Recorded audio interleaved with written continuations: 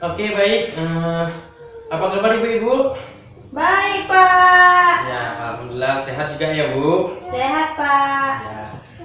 Baiklah, kita mulai. Assalamualaikum warahmatullahi wabarakatuh. Waalaikumsalam warahmatullahi wabarakatuh. Selamat pagi dan salam sejahtera untuk kita semua. Pagi, Pak.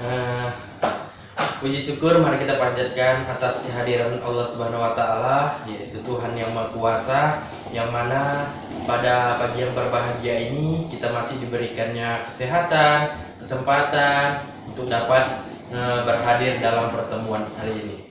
Nah, dalam pertemuan kali ini kita akan membahas untuk modul selanjutnya, yaitu modul kesehatan dan gizi. Nah, pada kali ini kita akan belajar pada sesi ketiga, yaitu kesakitan pada anak dan kesehatan lingkungan. Nah, tujuan daripada pembelajaran kita pada hari ini yaitu agar kita mampu memperbaiki kondisi kesehatan lingkungan dan mencegah kesakitan pada anak. Intinya kita akan belajar mengetahui pentingnya hidup pola hidup yang sehat. Sangat banyak manfaatnya apabila kita menerapkan pola hidup yang sehat agar mengurangi dampak kesakitan pada anak. Nah, banyak hal terutama penyakit yang sering terjadi daripada dampak lingkungan yang tidak sehat. Nah, banyak sekali penyakit-penyakit yang umum biasanya disebabkan oleh lingkungan yang tidak sehat. Biasanya anak-anak kita paling sering terkena penyakit apa nih, Bu? Diare, Pak. Diare. Terus, Bu? Demam. Demam. Apalagi, Bu? Batuk pilek. Batuk pilek. Kecacingan dan malaria. Ini sebetulnya yang kita sebutkan tadi adalah penyakit yang paling sering terjadi ketika kita menggunakan pola hidup yang kurang sehat. Nah, untuk mencegah terhambatnya pertumbuhan anak, kita harus menghindarkan anak dari sejumlah penyakit, terutama diare, kecacingan, dan malaria. Perlu sama-sama kita ketahui, ibu-ibu, bahwasanya anak yang sering terkena penyakit dapat mengurangi atau menghambat pertumbuhan anak, bisa menyebabkan anak juga menjadi tidak tumbuh kembang dengan baik. Bisa juga anak menjadi kurang sehat dan cerdas. Itu sangat pengaruh apabila anak terlalu sering terkena penyakit. Nah, dalam hal ini kita akan belajar dan mengenali penyakit-penyakit tersebut. Nah, penyakit pertama yang paling sering itu adalah diare, Bu.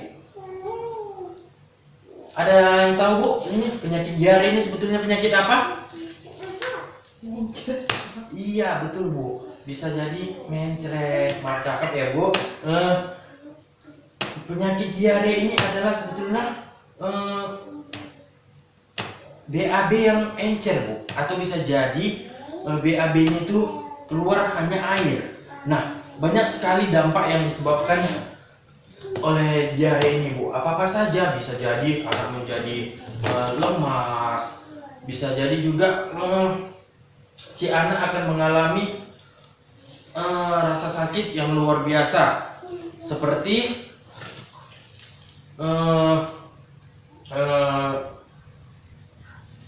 lemas ataupun dampak penyakit yang berbahaya lainnya.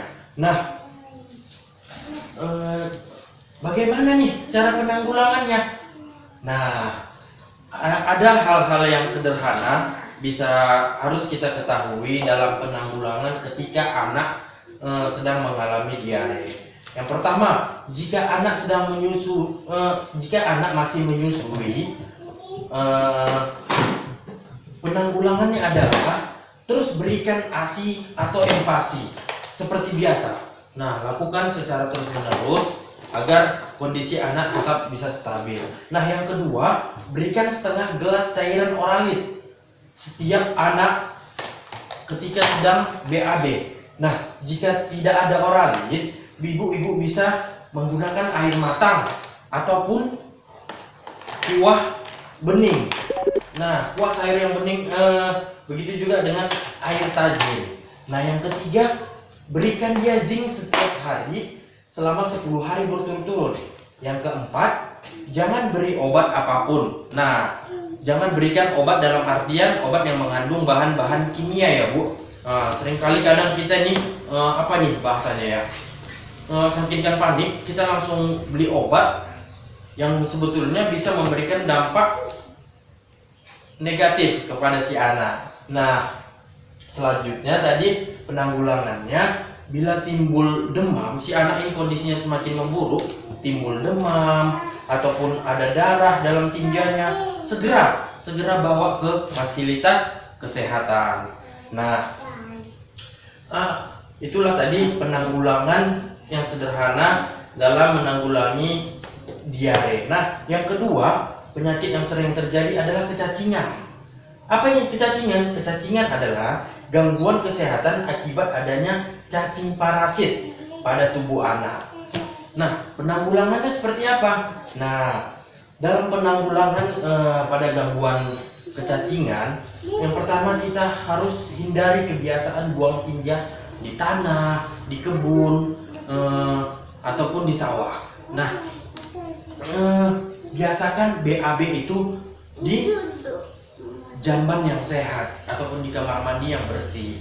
Nah, biasakan BAB jangan biasakan BAB yang sembarangan. Yang kedua, gunakan alas kaki, sendal atau sepatu ketika kita keluar rumah. Selanjutnya, cuci tangan dengan sabun dengan air yang mengalir jika hendak makan. Nah, pada saat ini kita juga sedang mengalami pandemi COVID-19. Nah, jadi upayakan Bu, kita harus selalu membiasakan diri ataupun rajin mencuci tangan. Seperti yang kita pelajari di sesi sebelumnya, bagaimana langkah-langkah mencuci tangan dengan baik. Masih ingat ya Bu? Masih, Pak. Oke, baik, syukur. Itu selalu diterapkan Bu agar kita terhindar dari penyakit menular lainnya. Nah, selanjutnya untuk mengatasi kecacingan ialah biasakan atau rutin pemeriksaan agar mendapat obat cacing dari puskesmas. Nah, penyakit selanjutnya apa? Ibu-ibu yang paling sering terkena kepada anak ialah malaria. Nah, malaria ini biasanya disebabkan oleh gigitan nyamuk Anopheles betina yang mengidap malaria.